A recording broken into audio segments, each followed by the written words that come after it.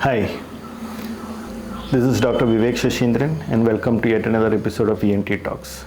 So in the last few videos, we have been doing clarifications regarding cochlear implantation, some of the questions that have come up.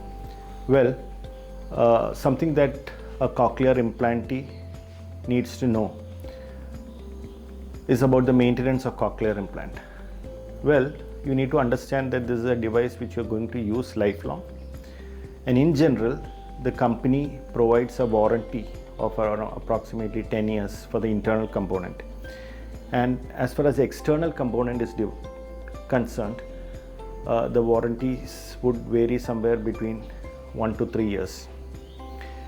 Now what is important is that if there is some kind of a technical hitch which causes a device failure, then usually the company takes care of it if it is within the warranty period.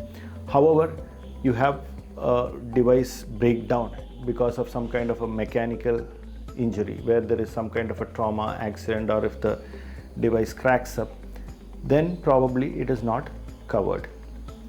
Now what you need to understand is regarding the external component, if there is an issue, most of the accessories can be individually changed or purchased. For example, if it's just the microphone that is affected, you can replace the microphone.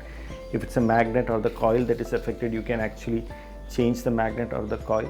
You need not replace the entire component device as such. So it is very important that you have an idea regarding the maintenance.